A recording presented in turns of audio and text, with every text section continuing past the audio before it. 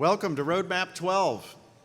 If I haven't had a chance to meet you yet, my name is Jeff Allen. I'm Executive Director of Forth and the host of the Roadmap Conference. And I'm going to get to be your MC here for the next couple of days. I'd like to start by thanking all of you for joining us here today and contributing to another record-setting event. We're up about 25% again over attendance last year. So give yourselves a round of applause for that.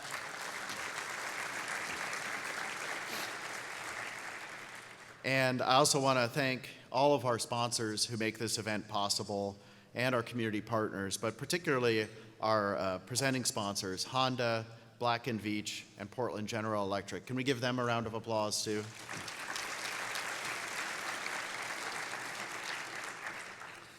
So we've got an excellent few days of programming coming up. How many people here were on one of the tours yesterday? Okay, and how many people here were at one of the receptions last night? Yeah, okay. Well, I was telling somebody yesterday, we spend as much time thinking about the receptions and the happy hours as we do thinking about the program. Because if you're like me, that's where the work gets done. So glad you got an early start on that. A few announcements before we get started on the programming today.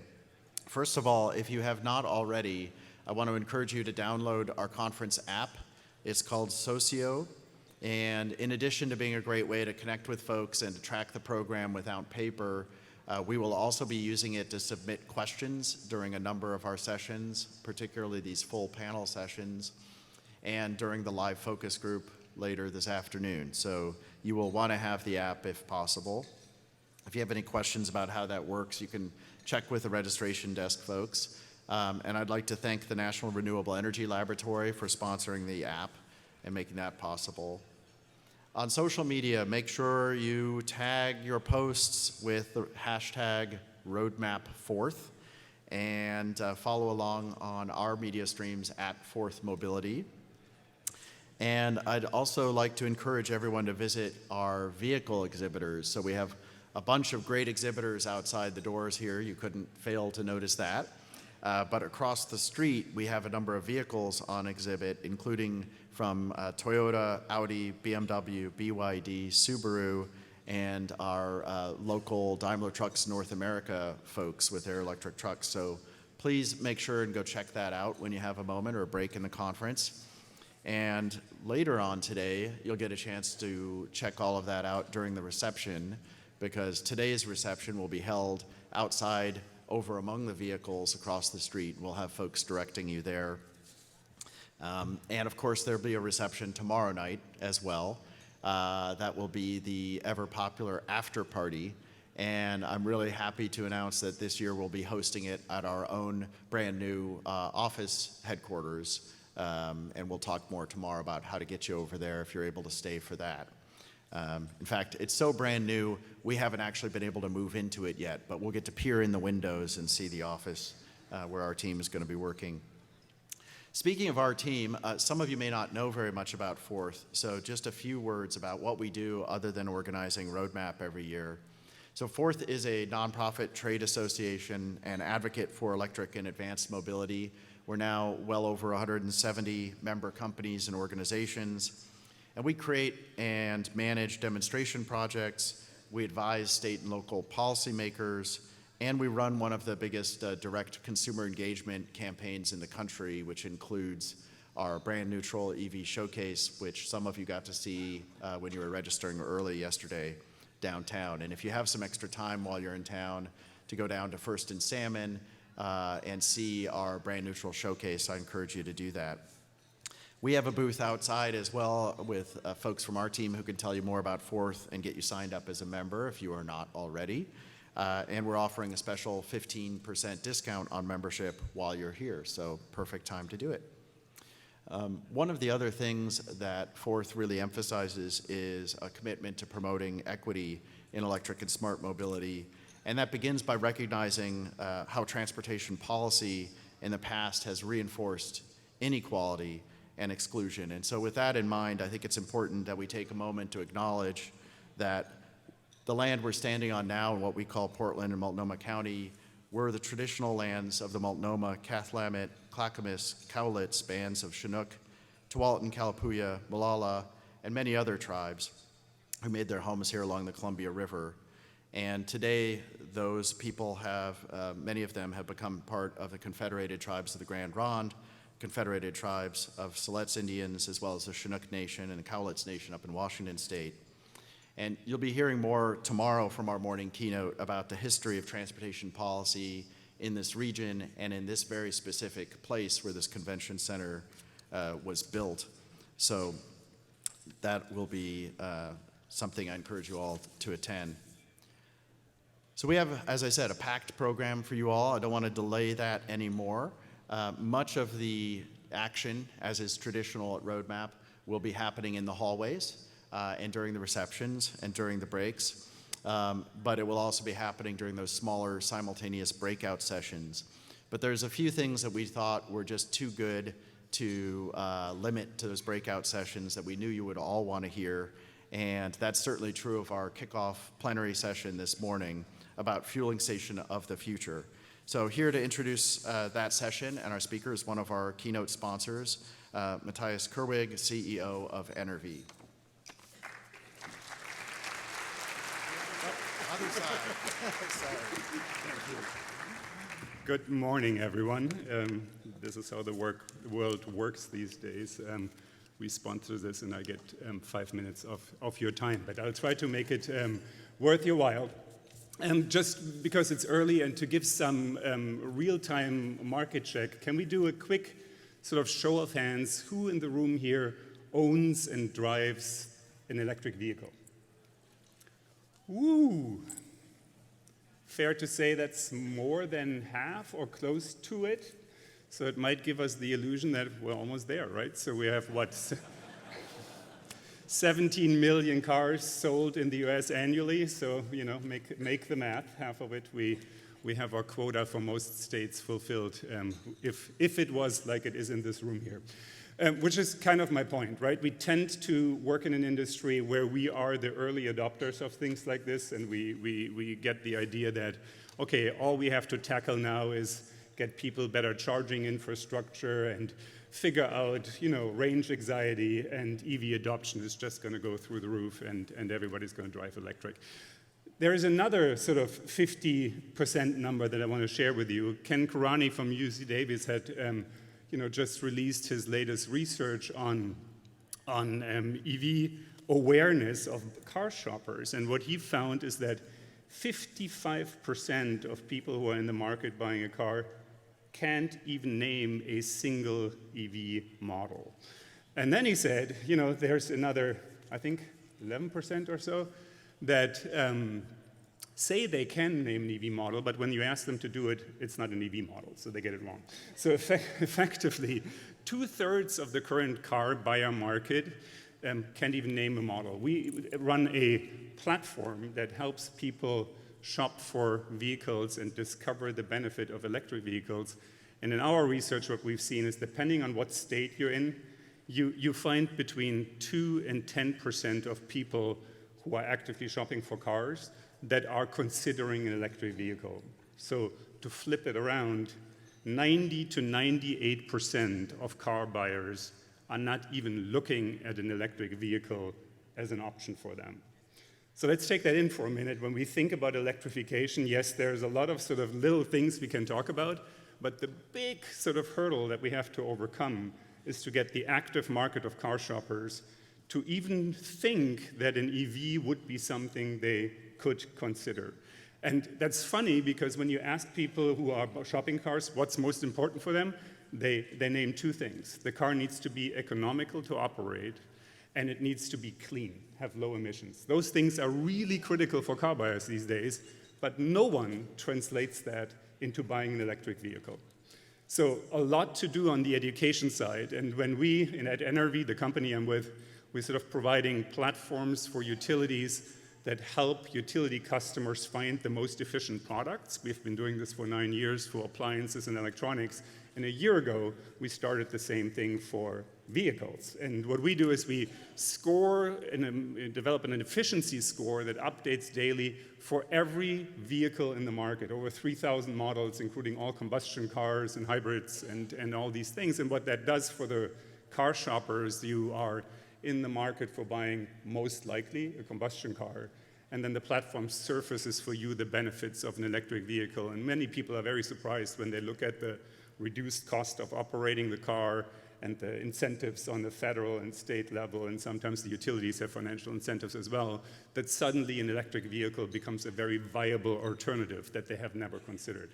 We see that of the people that go through our platform, over 30% actually end up buying a vehicle. When they buy a vehicle, 30% actually choose an EV. So a huge increase over what the average market is. That's the benefit of what we do. We are just out in this door there. If you're curious about sort of moving the market on a consideration, come see us. We have little mission patches on the table here. If you bring that over there, you can actually win a trip to LA and do a performance test ride on a racetrack in a Tesla. So if you really want to have a different type of electric vehicle experience, come see us, and we put you in the drawing. We all come with you because we want to do that too. So that's that.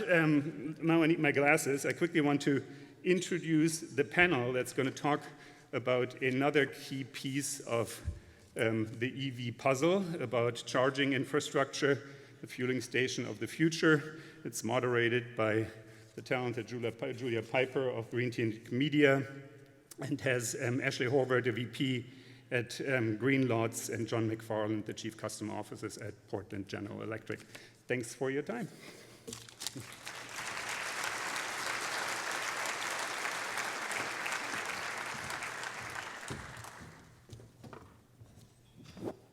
All right, hello everyone.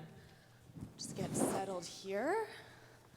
Well, this is actually my first EV Roadmap conference, which is kind of crazy because I've been covering the electric vehicle industry in one way or another for almost 10 years now, which is kind of surprising in general. But again, I'm Julia Pyper with Greentech Media. I'm also a senior fellow at the Atlantic Council, where I continue to cover the clean energy industry in the US and abroad.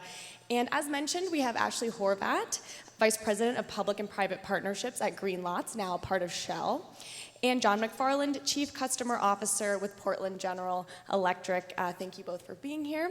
So our topic today is the fueling station of the future. And so Ashley, I think you're in a perfect position to detail this for us.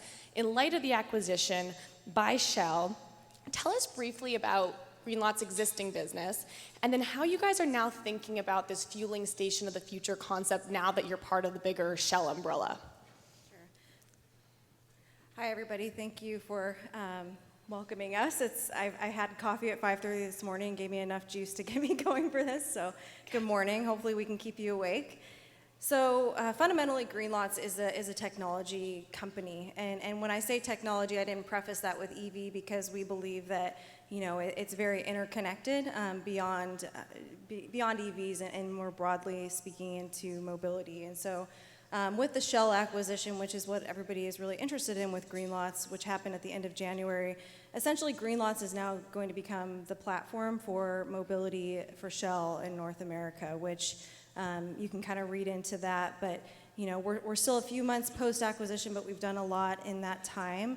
And just to kind of go back a little bit, because we'll go a little bit more into the Shell acquisition as we talk about this in the conversation, but in terms of the fueling station of the future, when I was sort of thinking about it more broadly speaking, with my Greenlots hat on, but also industry hat on, I can't imagine a time back in the day when gas stations were being deployed that Shell and utilities and nonprofits and media companies were sitting at tables debating where to put a single charger, and so much time and energy goes into the deployment. And so I was thinking about that, and I'm sure that the gas stations just were deployed, essentially, and there was some thought and there was some strategy. But the difference between the fueling station of the future and the fueling station of past and present is that there's more of us involved in that strategy and making it work, and we can think more broadly about what we want our transportation system to look like. And so, we've got utilities like Portland General Electric that's putting in fast charging hubs that's enabling ride sharing. And then you have automakers like Ford, Mercedes, and others.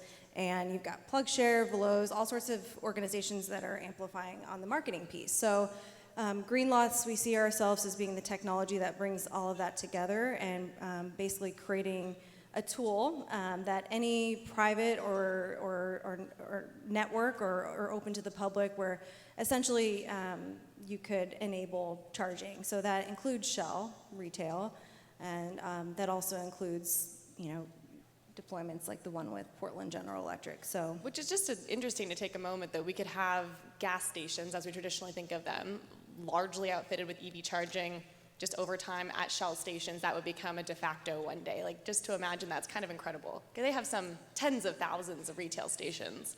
right.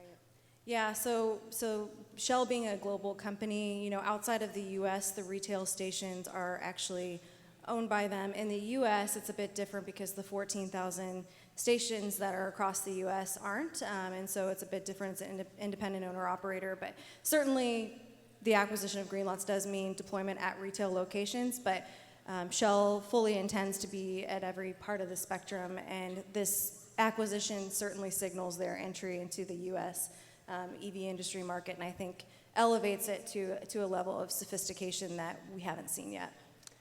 Before continuing on, I actually do want to suggest that everyone submit questions via the Socio app. We have a relatively short panel this morning, but even if we don't get to your questions during this session, it'll help the conference organizers to know what you're thinking of, and maybe they can find other ways of answering them in future materials and things like that. So consider putting your questions there, and we may still get to them later this session. So, John, so Portland General Electric is at the forefront of supporting EVs here in your state. You have a number of programs. I wanted to continue with this fueling station of the future concept. To set the scene, have you first say what your mission is when it comes to EVs, actually, and sort of take a step back, actually, before we go forward. Sure, yeah, happy to. Good morning, everybody. I'm excited to be here. I'm actually relatively new to the industry. My background, I spent about 9 years at General Motors most recently, so just moving here from Detroit. And so I think to talk a little bit about the strategy that PGE is executing, I talk a little bit, I guess, around EVs in general, and this idea around, in order for EVs to really, and clean energy, clean mobility to really take off, we have to be able to do it at scale. We have to be able to do it in a way that everybody can participate. And I actually think the opening remarks are quite telling that if you think about the survey in the room and everyone raised their, half the room raised their hand and said, yes, I have an EV. I wasn't one of them, by the way. They took my car away when I left GM, so it's on the way, all right? Don't boo me off the stage. But I think the idea around, it is a little bit misleading when a group like us gets together and half of us raise our hands. The reality is that that's also people that are able to participate in the new car market. And we know that new car buyers aren't that many. And so in order to make electric mobility available to everybody, we have to take a kind of a three-pronged approach. We have to think about not only how do we drive adoption and ease of use and infrastructure for people that own EVs, we have to figure out ways that we make it available to people that take mass transit, that can't afford vehicles. We also have to think about how do we make it available to people that use ride sharing or car sharing. And so when you think about the dynamics that are taking place in automotive and mobility in general, and then you think about the vision that PGE has, and really our vision is pretty simple when it comes to electrification, is that our strategy is we want to decarbonize the supply that we provide, the energy that we provide, make it clean, and then use that energy to power electric vehicles. It's really that simple. But the key is that we want to power electric vehicles in a way that makes clean electric mobility available to everybody. In order to do that, you have to take a three-pronged approach, which we'll get into, but that's really our strategy. And I think that when you see the convergence of what's happening across OEMs, automotive, and mobility, and what's happening in the energy industry, it's a really exciting time to be able to drive, in my opinion, mass adoption. And when I say adoption, I don't mean mass ownership, mass adoption of electric mobility. I don't own a car, and I haven't actually since high school. Exactly. And I was covering the CAFE standards when they were happening, and automakers would be like, well, when like this happens to your car. And I was like, no. Yeah, no, I don't. Actually, I don't. So going back to the fueling station of the future, I think an interesting way that Portland General Electric approached this was with your Electric Avenue concept. So can you detail that and where it stands today? Sure, yeah, and if you think about kind of the three prongs I mentioned, one of them is making electric charging infrastructure available to those that do own vehicles, that own electric vehicles. And so Something that we did back in, I think 2015, was we launched Electric Avenues. And what Electric Avenues are is they're charging station hubs for people to come and be able to charge their vehicles. It consists of 4 DC fast chargers and 2 level 2s. And we put them in cities, the first one here in Portland, and the idea was to make it easy and frankly accessible and to try to bring new, affordable ways for people to charge their vehicles. I think the key when you look at EV infrastructure is there are a few things there. One, it has to be at a place that people are already going. Historically, what you found is that a lot of times the infrastructure to charge is either off the beaten path, or when you finally get there, if you use one of your maps and you get there, it's behind a locked gate, or it's only available to people of a certain area. So the idea is, how do we bring that forward so that everybody has access to it? Secondly, how do we look at new business models and new subscription models to make it affordable for people to charge their vehicle as well? And so the idea with our Electric Avenues was also, how do we look at new business models? So example, we have a subscription model where for $25 a month, you get unlimited off-peak charging. And so in theory, if you are able to charge during any time other than weekdays from 3 p.m. to 8 p.m., for $25 a month, you have basically all the charge that you will ever need. And if you compare that with somebody that owns an internal combustion engine and the price that they're paying every month to try to refuel over and over with gasoline, significant savings there. And so for me, the idea around Electric Avenues is not only how do you innovate in infrastructure, it's how do you innovate with accessibility, and how do you innovate in a way that makes it affordable and available to everybody. I love the subscription model because I feel like that's just where things are trending in general in business, like Spotify, things like that. I don't even check how much I'm paying. They probably raised the cost and I didn't know. I like But that. We are the Spotify of EV chargers. I like that. yeah, you're the Spotify of EV charging. Love it. Ashley, Greenlots worked with PGE on this project, so can you add a few thoughts on the EV avenues? Yeah, definitely. And Electric Avenue that you're all familiar with, Joe, I'm looking right, I just happened to see you. He's working really hard on this, so please congratulate him. But yeah, the Electric Avenue concept kind of even goes back, as some of you might know, as we go back into EV Roadmap 3 or whatever. But it started out as a concept with multiple chargers, and so I think, it was more of a pilot, and PG did what some haven't, which is to take a pilot and really figure out how to scale it, right? So they've opened the Milwaukee station, recently Hillsborough, I think on May 18th, and so they're continuing to grow that hub concept, but putting it into communities outside of the main city, and I really do think that does amplify pretty perfectly kind of how we're going to work in the new fueling station of the future, because while, concurrent paths are being run on the Shell retail side, we also believe that EV infrastructure needs to be prolific.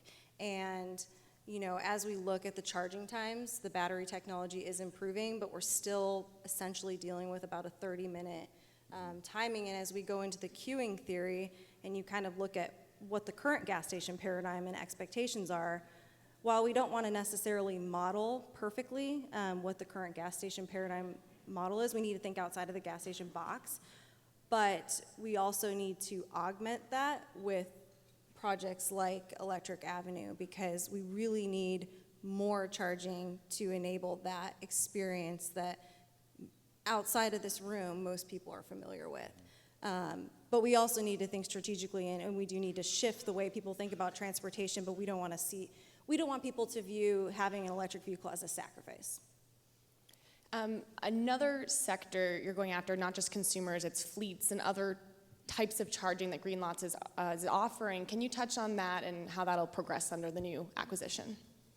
Yeah, no, absolutely. And we have a recent project, one of our team members, Michael Smucker's in the room from Ohio, and yes, that Smucker. We had to give him a shout out there. We are working with Columbus Taxi, Yellow Cab Company, so basically electrifying their taxi fleet by providing at their depot fast charging essentially, but also on the high traffic corridors in central Ohio. So, but it will be open to not just the taxis, it's open to the public. So that's a really good example of how we're creating these assets and creating the need for utilization, because I think all of us in this room mostly know that is a sticking point, and I know that's upticked in the conversation at conferences and the awareness is there, but I don't know that I can stress enough just how hard we're working at Greenlots and elsewhere to make the business model work.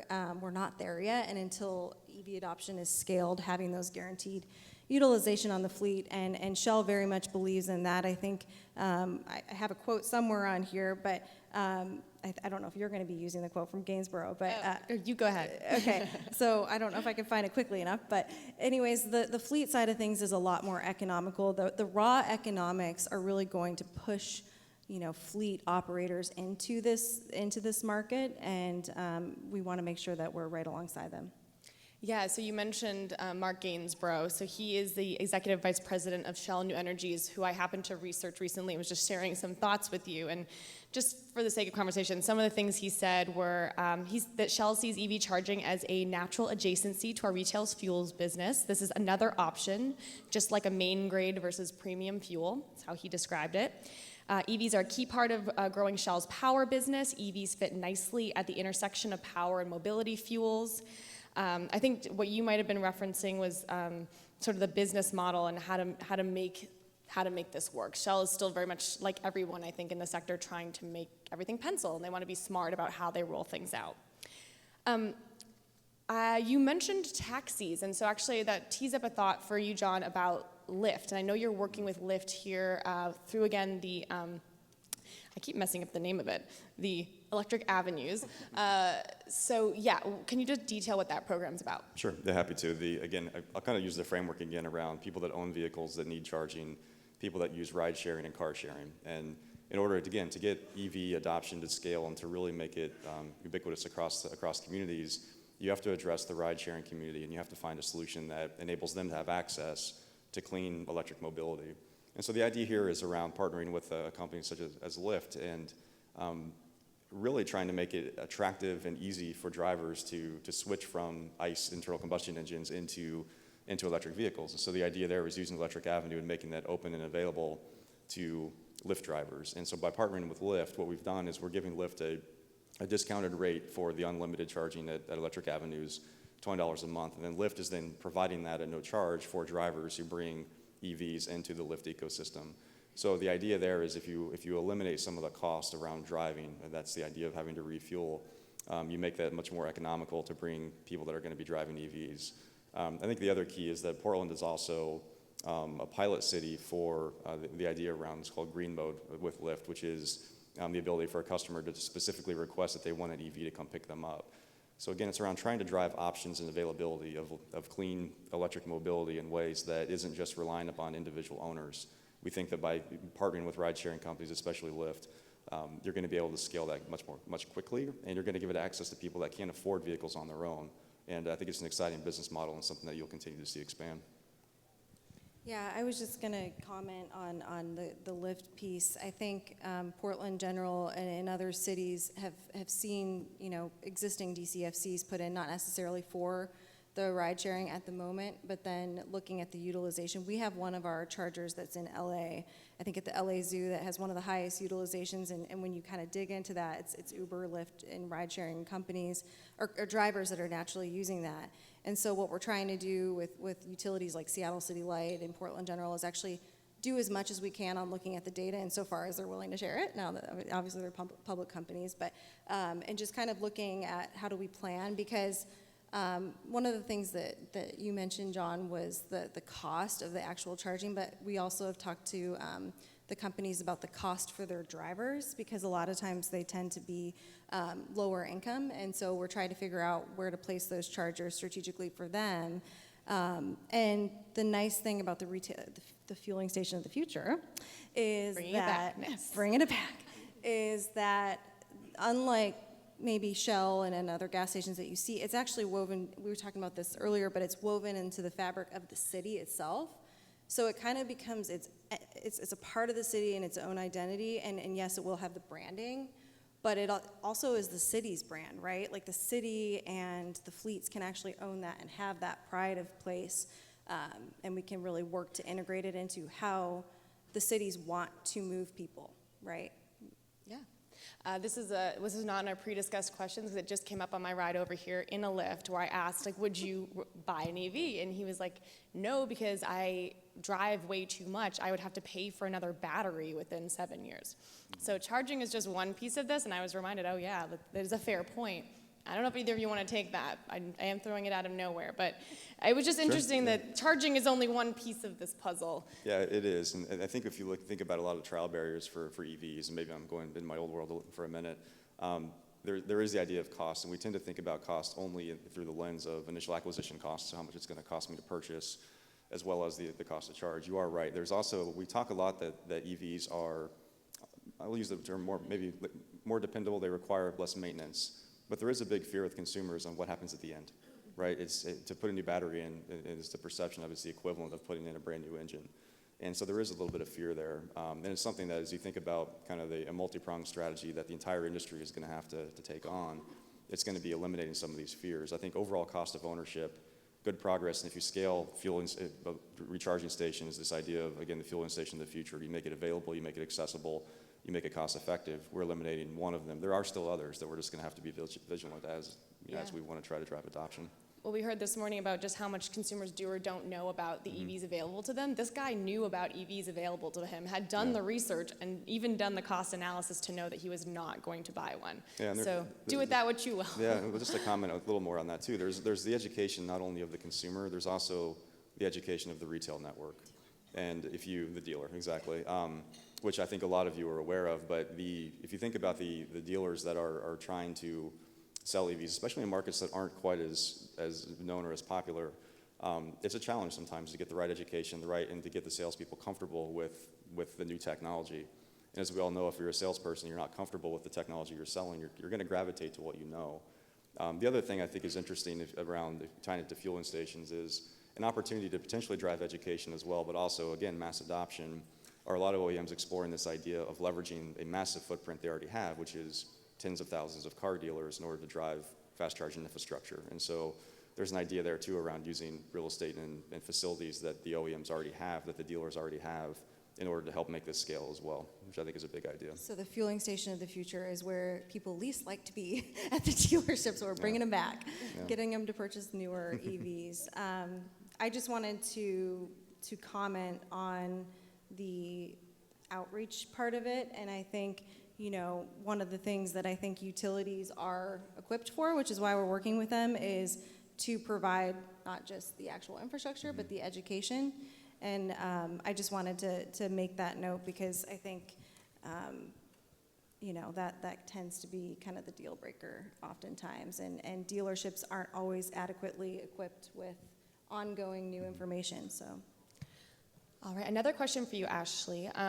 So I mentioned recently spoke with Mark Gainsborough at Shell, and he identified one of the key challenges is making charging seamless for the customer. And we actually do also have a question here about how Greenlots is addressing interoperability challenges. So how are you thinking about that? Yeah, no, we're definitely thinking about that. And even prior to me joining Greenlots, I was at PlugShare, and that's what I spent most of my time thinking about and continue to think about the UX. Like I said earlier, drivers are going to expect to have an EV charging experience that essentially replicates their gas station charging experience. Unfortunately, we're not there. Sometimes we are. It could be the day, it could be the hour. We're not always there. We are operating under an existing paradigm, but we need the users coming from early adopters to early majority to continue on the adoption, and we need to get them to continue to use. So, humbly speaking, Greenlots is working hard to improve, and we believe that the acquisition by Shell can completely empower and enable us to bring all of those resources to bear to not just make our network better, but to make the industry better. So, interoperability, we just announced a partnership with ChargePoint at the end of last year to enable interoperability between networks. But I do want to stress that, we're definitely, Greenlots is committed to this, and it's a no-brainer, and it's happening, and we can move on. But I would say, I would really stress the interoperability between the hardware and the network, because I think we will not have, I think everybody knows this in the room, but in order to have that seamless driver experience, we can't forget the interoperability between the hardware and the software. And there's still a lot of work to be done on that. And once we get there and we can kind of have that open charging experience for the customers, I think that's when we've arrived. So switching gears a little bit, let's go to the home. I know PGE recently filed a proposal with your Utilities Commission to support smart charging in the home. So can you describe what you proposed there?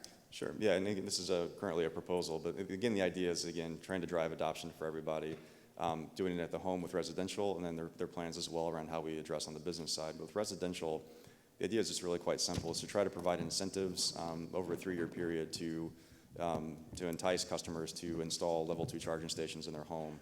And there are benefits there, and I think are twofold. One is it enables to grow the level 2 charging infrastructure and continue the adoption of EVs. And again, this overall cost of ownership, it's one that we tend to forget about sometimes, is the cost to install for a residential customer. So trying to make that a little bit more palatable, a little bit easier. In addition as well, it enables us to understand and learn about integration into the smart grid and how we're able to leverage EV charging stations and the infrastructure with batteries, multiple batteries plugged in around the city, and how we can manage that during direct response events or during other types of smart grid type of activities. And so the idea there is really around how do we partner in order to make charging infrastructure more accessible to residents to help drive overall adoption of EVs and learning along the way as we do it. Speaking of the home, and I'm going to two massively different things, I'll see what you can do with this. I know you, again, are also, because Greenlots is really like the North American representative of Shell's EV strategy, touch on any strategy around the home, and if you can also do this, commercial vehicles.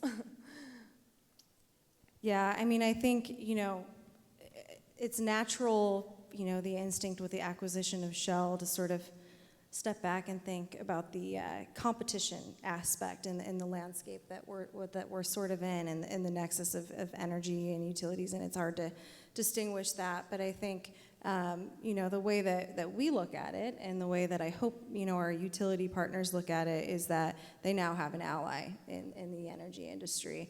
And I think, it's natural that there'll be, competition, of course, but I think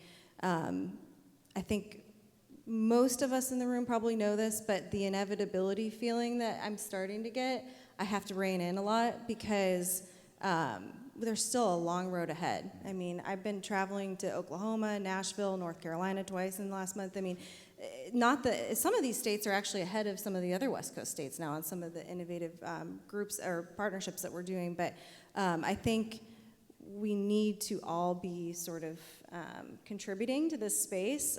There's a Bloomberg stat, you may know it better than I do, but there's, in order to get to the 7 million EVs by, I can't remember what year it is, but you need to have 5 million ports, and that includes residential.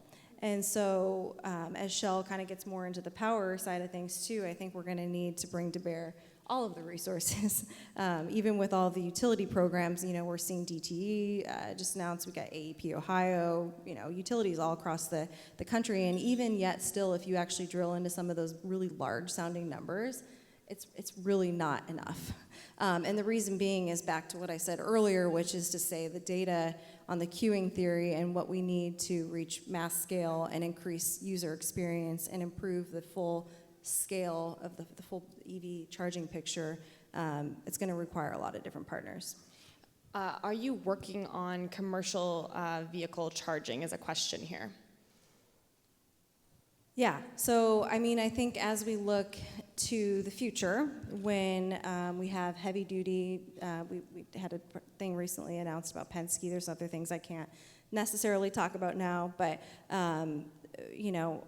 John mentioned it earlier, but transit, all modes of electrification, I think, high-powered fast charging, that is something that Shell will, and Greenlots being the platform, will be involved in. In a similar theme, thinking bigger vehicles, PGE had an announcement recently on that front about clean buses. John, can you tell us about that? Sure. Yeah, I think addressing the mass transit space, again, if we going back to the theme of making EVs available to everybody, we have to figure out a way in order to do it at scale with mass transit. And so what we've announced and what we have up and running right now is with TriMet, the idea around providing 5 big 40-foot long electric buses that are available in routes here in Portland. Has anyone in the room ridden on an electric bus, a pure electric bus, hand side? How awesome are they? It's literally like riding on a giant surfboard down the road. I mean, it's silent, it's a beautiful experience. And But in order to make that actually work, you have to think about the fueling station, if you will, the charging infrastructure that's required for that. And so partnering with TriMet, what we have in place is we have the idea of you'll see on the buses it says, powered by wind. So it's the idea of building a heavy charging infrastructure that is powered by renewable energy and also an en route charging infrastructure. It's a 450 kilowatt fast charger that can charge an entire 40-foot long bus in 15 minutes, which is just staggering in my mind. And so what we're starting to see is finally the charging infrastructure and the ability to really enable the idea of mass transit that's electrified and clean on a scale that people can actually start to benefit from for those that aren't able to afford new vehicles. And I think that's really exciting. Did you say it's like a surfboard? It feels like a surfboard. Have you ridden on a surfboard? It's terrifying. Yeah. Oh, Waves no. pummeling Sorry, you. I lived in Hawaii for a while, so for me it's relaxing. So. We'll workshop that Yeah, one. exactly. As a Los Angelino, I'm Smooth like, sailing, yeah. it resonates. Okay, so a couple last questions here.